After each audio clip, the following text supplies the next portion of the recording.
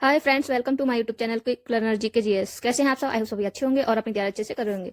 Friends, जैसा कि आपको पता है, यूपी पुलिस कांस्टेबल की एग्जाम डेट काफी नजदीक है और समय भी कम है, तो कम टाइम को ध्यान में रखते हुए हम आपके लिए हिंदी का मॉक टेस्ट लेकर आए हैं, जो बहुत ही इंपॉर्टेंट क्वेश्चन है, प्रीवियस ईयर क्वेश्चन पर आधारित है। तो वीडियो को लास्ट तक जरूर देखिए, आपकी काफी हेल्प हो सकती है।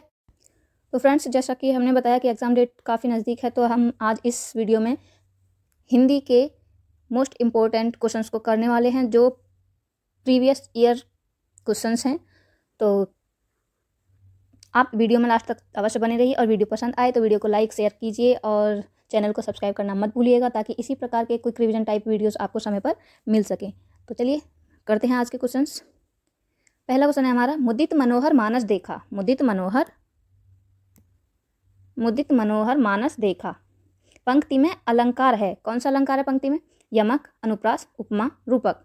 कौन सा है? यमक, अनुप्रास, उपमा, रूपक। सही आंसर होगा हमारा ऑप्शन नंबर 2, अनुप्रास। मुदित मनोहर मानस देखा। मुदित मनोहर मानस देखा पंक्ति में कौन सा अलंकार है हमारा? अनुप्रास। वीर, नेक्स्ट देखते हैं,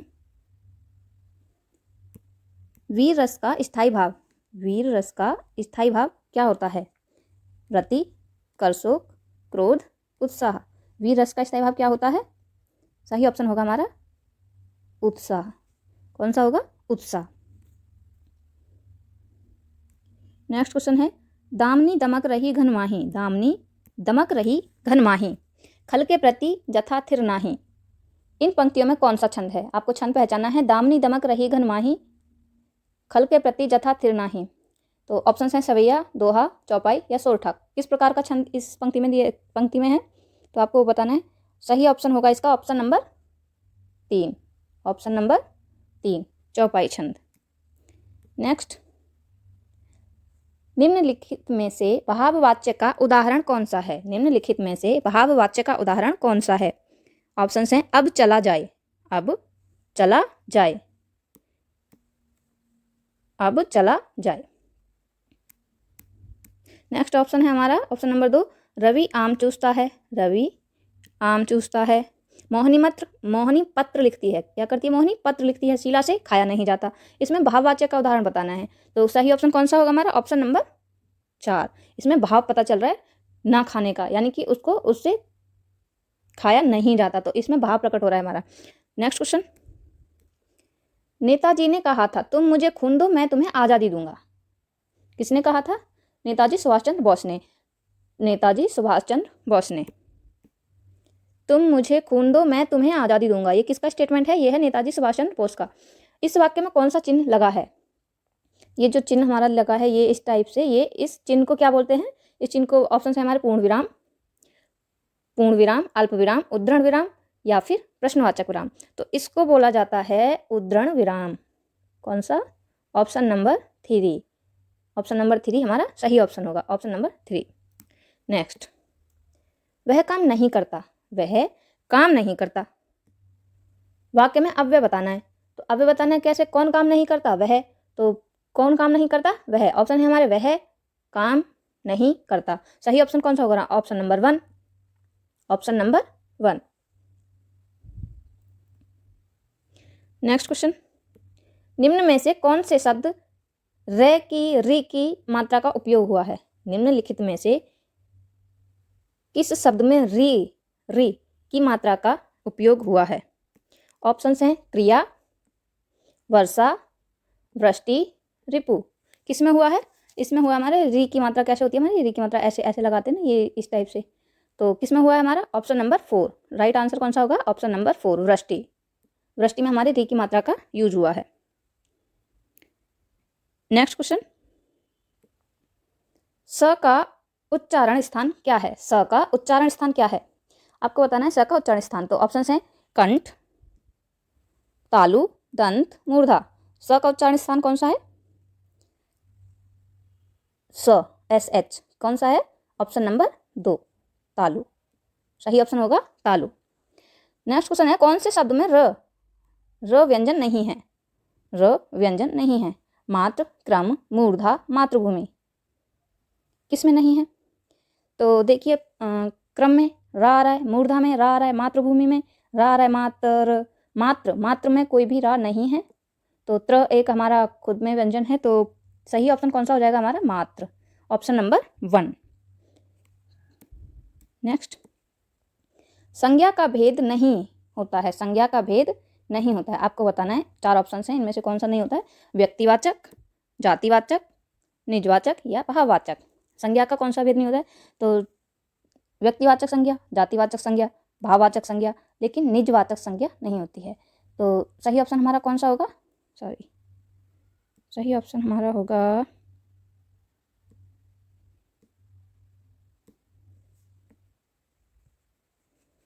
ऑप्शन नंबर 3, निजवाचक। ऑप्शन नंबर 3, निजवाचक। नेक्स्ट क्वेश्चन, निम्नलिखित में से कौन सा पुल्लिंग शब्द है? निम्नलिखित में से कौन सा शब्द पुल्लिंग है? तो आपको पुल्लिंग शब्द बताना है। ऑप्शंस हैं वचन, हानि, प्यास या बचत। तो पुल्लिंग शब्द बताना है आपको। प्यास स्त्रीलिंग, हानि स्त्रीलिंग, बचत हानि बचत स्त्रीलिंग। तो वचन, किसी को मैं वचन देता हूँ या फिर वचन दिया, सपोज दैट वचन दिया, लाइक। तो सही ऑप्शन कौन सा होगा हमारा? ऑप्शन नंबर 1, वचन। वचन शब्द हमारा पुल्लिंग शब्द है। सदा ही बहुवचन में प्रयुक्त होने वाला शब्द है। सदा ही बहुवचन में प्रयुक्त होने वाला शब्द है, कौन सा है? घर, प्रत्येक, दर्शन या मुनि। तो सही ऑप्शन होगा हमारा ऑप्शन नंबर दर्शन। घर एक वचन, बहुवचन कैसे भी यूज किया जाता है। प्रत्येक बहुवचन के लिए होता है, एक वचन के लिए भी प्रत्येक वन, प्रत्येक व्यक्ति, किसी उसको दर्शाता है। मुनि एक सिंगल है, तो दर्शन हमेशा बहुवचन में प्रयुक्त होता है कि दर्शन हो गए, दर्शन कर लिए। आप ये नहीं बोल सकते कि दर्शन कर लिया, दर्शन हो गया। तो सदा ही बहुवचन में कौन सा शब्द यूज होता है? दर्शन, दर्शन। ऑप्शन नंबर 3 राइट ऑप्शन होगा हमारा, ऑप्शन नंबर 3। दर्शन शब्द सदा ही बहुवचन में प्रयुक्त होता है। क्वेश्चन नंबर नेक्स्ट है, सदा ही बहुवचन में प्रयुक्त होने वाला, सदा ही बहुवचन में प्रयुक्त होने वाला शब्द है। आई थिंक ये सवाल हो गया है हमारा। नेक्स्ट पर चलते हैं। इसका सही ऑप्शन था हमारा दर्शन। हरिमोहन। नेक्स्ट क्वेश्चन है, हरिमोहन अपनी बहन को पुस्तक देता है। वाक्य में रेखांकित पद में कारक बताना है। क्या बताना है? कारक। कौन सा कारक है? बहन को पुस्तक देता है, किसको देता है? बहन को। तो को किस कारक में यूज होता है हमारा? तो कर्म में, संप्रदान में, संबंध में या अधिकरण में, किस में यूज होता है? तो ये होता है हमारा कर्म को, कर्ता ने कर्म को। तो सही ऑप्शन कौन सा हो जाएगा? कर्म, ऑप्शन नंबर 1। नेक्स्ट क्वेश्चन, क्या आप घर भी जाएंगे? क्या आप घर भी जाएंगे वाक्य में रेखांकित पद है। रेखांकित पद क्या है आपको बताना है। ऑप्शन दे रखे हैं संज्ञा या विशेषण, सर्वनाम और क्रिया। इन चारों में से क्या है आप? तो सही ऑप्शन होगा हमारा ऑप्शन नंबर 3, आप। क्या है? सर्वनाम, सर्वनाम। नेक्स्ट क्वेश्चन, वह बहुत धार्मिक व्यक्ति है। कैसा व्यक्ति है? धार्मिक। वह बहुत धार्मिक व्यक्ति है। वाक्य में रेखांकित पद है, क्या है? संज्ञा है, सर्वनाम है, क्रिया है या विशेषण है। तो कैसा व्यक्ति है वह? धार्मिक। तो क्या बता रहा है ये हमारी विशेषता? तो क्या हुआ ये? सही ऑप्शन होगा हमारा विशेषण। क्या होगा? विशेषण। नेक्स्ट, निम्न में से तद्भव शब्द छांटिए। अब यहाँ हमको तद्भव शब्द बताने, क्या बताना है? तद्भव शब्द छांटिए। कपूर, पक्ष, मयूर, मानसिक। कौन सा सही ऑप्शन होगा हमारा? कौन सा तद्भव शब्द है? तो हमारा सही ऑप्शन होगा कपूर। क्या होगा? कपूर। कपूर का तत्सम क्या होता है? कपूर का तत्सम होता है कर्पूर। कर्पूर, कर्पूर ऐसे, कर्पूर करके ऐसे कुछ होता है, तो कर्पूर होता है इसका। सही ऑप्शन है हमारा ऑप्शन नंबर 1। क्वेश्चन नंबर, सब कुछ जानने वाला वाक्यांश के लिए एक शब्द बताइए। सब कुछ जानने वाला वाक्यांश के लिए एक शब्द बताना है। क्या है वह शब्द? ऑप्शन है बहुज्ञ, सर्वज्ञ, बहुज्ञ, सर्वज्ञ, अत्यंत या अज्ञ। तो कौन सा है एक शब्द बहुत कुछ जानने वाले के लिए? सही ऑप्शन होगा हमारा ऑप्शन नंबर 2, सर्वज्ञ। जिसको सबकी नॉलेज है, सब कुछ पता है, जिसको सबके बारे में पता है, तो वो क्या हो गया? सर्वज्ञ। नेक्स्ट क्वेश्चन, उत्थान शब्द का विलोम। उत्थान शब्द का विलोम होता है। उत्थान शब्द का विलोम क्या होता है वो हमको बताना है। पतन, उड़ान, अर्ध या ध्रुव। तो इन चारों में से सही ऑप्शन बताना है हमको उत्थान शब्द का। तो उत्थान क्या है कि एक तरह से प्रोग्रेस को उत्थान यानी कि प्रोग्रेस को शो करता है, मतलब प्रोग्रेस को बोलते हैं उत्थान। तो प्रोग्रेस का क्या होगा फिर? उत्थान, कोई ऊंचा उठ रहा है, यू कैन से कोई ऊंचा उठ रहा है, तो उसका अपोजिट हो जाएगा हमारा मतलब विलोम शब्द हो जाएगा पतन। क्या होएगा? पतन। विलोम शब्द होगा हमारा पतन। Option number 1। देवता शब्द का पर्यायवाची शब्द नहीं है। अब इसमें हमें बताना है देवता शब्द का पर्यायवाची शब्द नहीं है, मतलब एक शब्द ऐसा है जो देवता का पर्यायवाची नहीं है, तो वो शब्द हमको छांटना है। ऑप्शन क्या है? सुर, अमर, देव, सुधाकर। क्या है सही ऑप्शन? देवता का सही ऑप्शन मतलब पर्यायवाची शब्द नहीं है, क्या है? सुधाकर। ऑप्शन नंबर 4 हमारा सही आंसर होगा।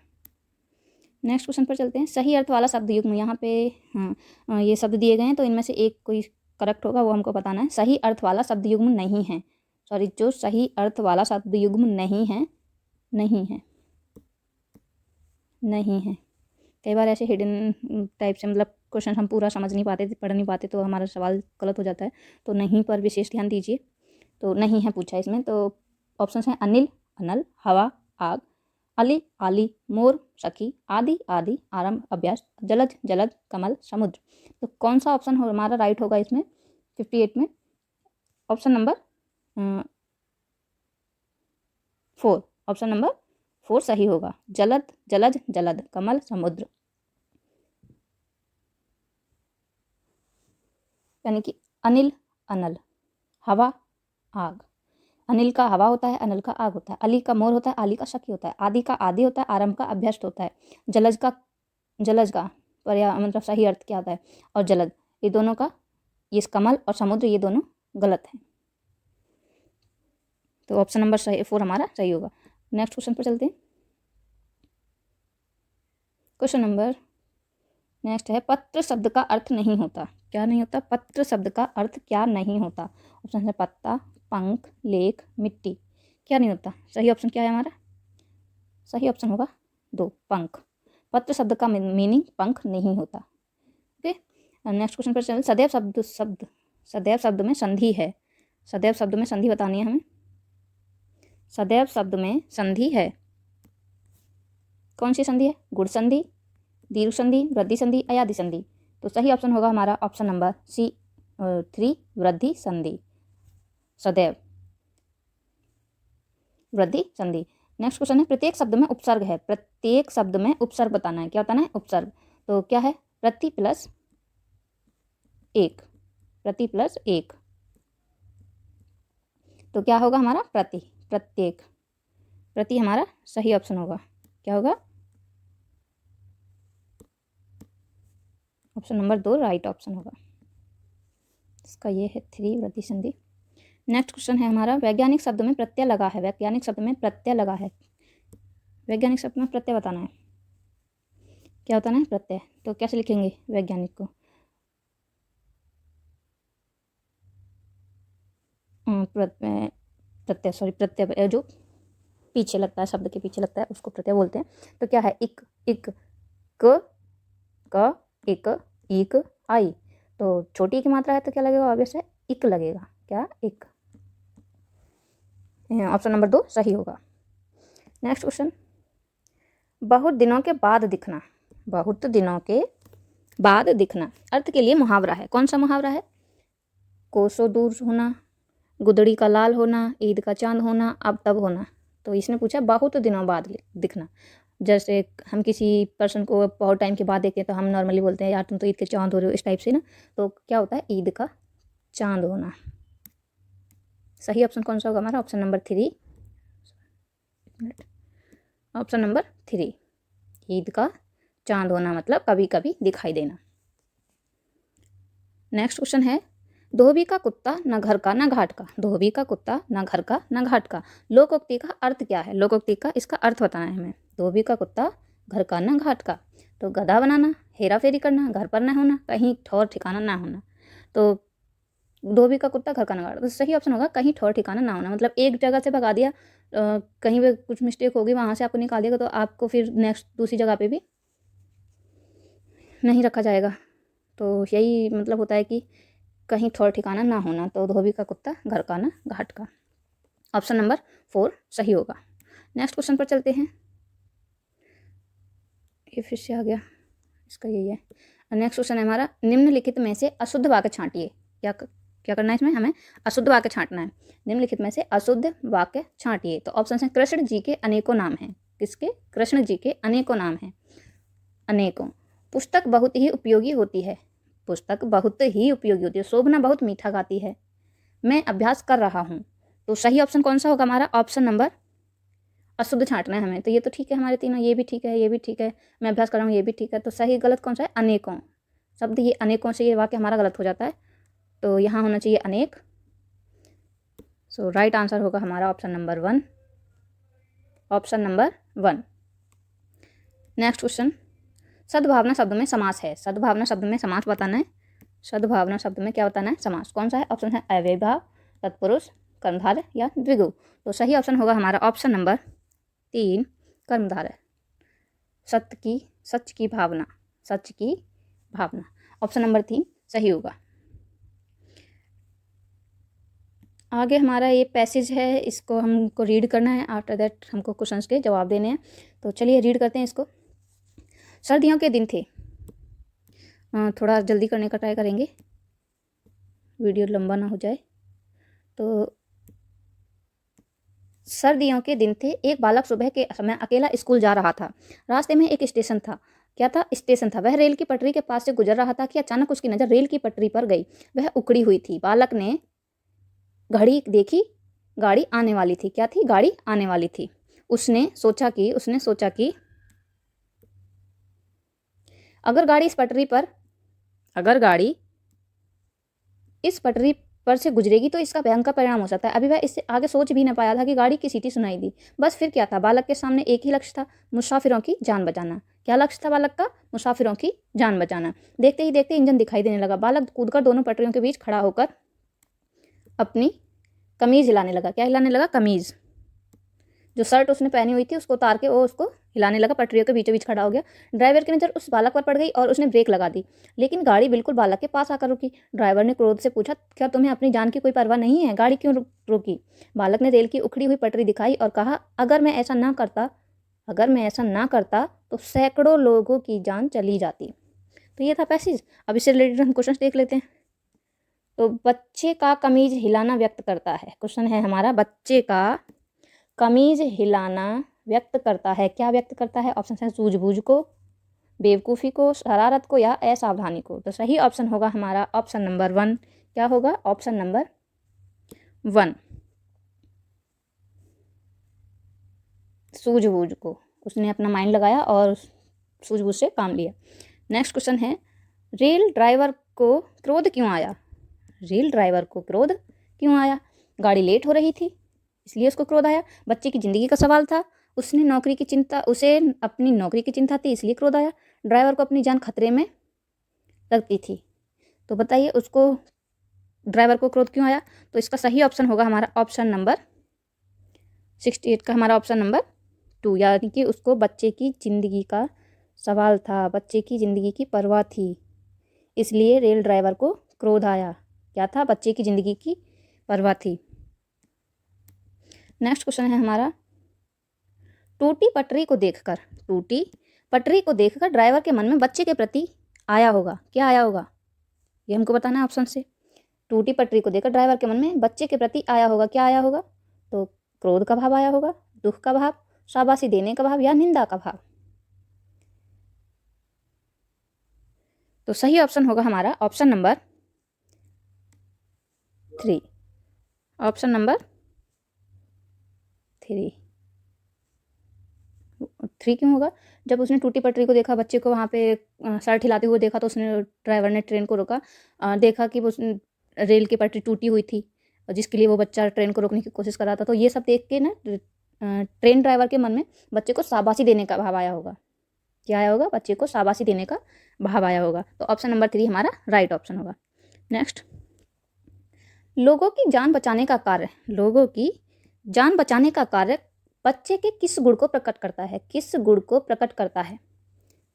त्याग को, धैर्य को, उत्साह को, परहित को। तो सही ऑप्शन होगा हमारा ऑप्शन नंबर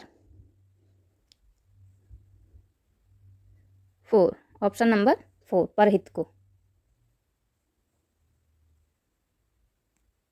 नेक्स्ट क्वेश्चन है, बच्चे ने घड़ी क्यों देखी? बच्चे ने घड़ी क्यों देखी? घड़ी क्यों देखी? उसने देखा था ना जब ट्रेन की पटरियाँ टूटी हुई थी, फिर उसने टाइम पे नज़र डाली कि क्या टाइम हुआ है, ट्रेन का आने में कितना टाइम है, तब उसने घड़ी देखी थी। तो क्यों देखी थी? उसे घड़ी अच्छी लगती थी इसलिए देखी? नहीं, रेल के आने का समय हो रहा था। घड़ी अपने दोस्तों को दिखाना चाहता था, इसलिए रोज़ाना घड़ी देखकर स्कूल जाता था। ये तो होंगे ही नहीं। तो एक ही ऑप्शन बचता है हमारे पास राइट। रेल के आने का समय हो रहा था इसलिए उसने घड़ी देखी, टाइम को देखा। तो सही ऑप्शन कौन सा हो जाएगा हमारा? ऑप्शन नंबर 2 सही हो जाएगा। अगर फ्रेंड्स आपको क्वेश्चंस अच्छे लग रहे हैं, वीडियो पसंद आ रहा है, तो वीडियो को लाइक कर दीजिए और अपने फ्रेंड्स के साथ शेयर भी कर दीजिए ताकि हमें भी थोड़ा मोटिवेशन मिल सके और नेक्स्ट टाइम और इससे भी अच्छी वीडियोस बनाने के लिए। तो नेक्स्ट क्वेश्चन है हमारा, गोदान किसकी रचना है? गोदान किसकी रचना है? ऑप्शंस हैं प्रेमचंद, जैनेन्द्र, अज्ञेय या नागार्जुन। तो सही ऑप्शन क्या होगा हमारा? गोदान किसकी रचना है? प्रेमचंद जी की। गोदान किसकी रचना है? प्रेमचंद जी की। नेक्स्ट क्वेश्चन है, महादेवी वर्मा को ज्ञानपीठ पुरस्कार किस कृति पर मिला था? किसके लिए दिया गया था महादेवी वर्मा को ज्ञानपीठ पुरस्कार? तो इसका सही ऑप्शन होगा हमारा ऑप्शन नंबर 4 ऑप्शन है, इसमें से बताना है। दीपशिखा, नीरजा, यामा, श्रृंखला की कड़ियाँ। तो किसके लिए दिया गया था उनको? उनकी कृति यामा के लिए। उन महादेवी वर्मा जी की कृति यामा के लिए उनको ज्ञानपीठ पुरस्कार दिया गया था। नेक्स्ट क्वेश्चन है, अज्ञेय जी को किस कृति पर एक सेकेंड। नेक्स्ट क्वेश्चन है हमारा, अज्ञेय जी को किस कृति पर ज्ञानपीठ पुरस्कार मिला है। तो ऑप्शन है हमारे पास। ऑप्शन नंबर 1 भग्नदूत, इत्यलम, हरी घास पर क्षण भर, कितनी नावों में कितनी बार। तो किस कृति के लिए ज्ञानपीठ पुरस्कार मिला है अज्ञेय जी को? अज्ञेय जी का पूरा नाम क्या है? अज्ञेय जी का पूरा नाम क्या है? हीरानंद सच्चिदानंद वात्स्यान अज्ञेय। हीरानंद सच्चिदानंद वात्स्यान अज्ञेय। इतना बड़ा नाम है अज्ञेय। तो ये इनका पूरा नेम है। तो सही ऑप्शन कौन सा होगा हमारा? ऑप्शन नंबर किस कृति के लिए दिया गया है? ऑप्शन नंबर सही होगा हमारा 4 ऑप्शन नंबर 4 सही है हमारा इसका। कितनी नावों में कितनी बार के लिए ज्ञानपीठ पुरस्कार मिला है अज्ञेय जी को। नेक्स्ट क्वेश्चन है हमारा,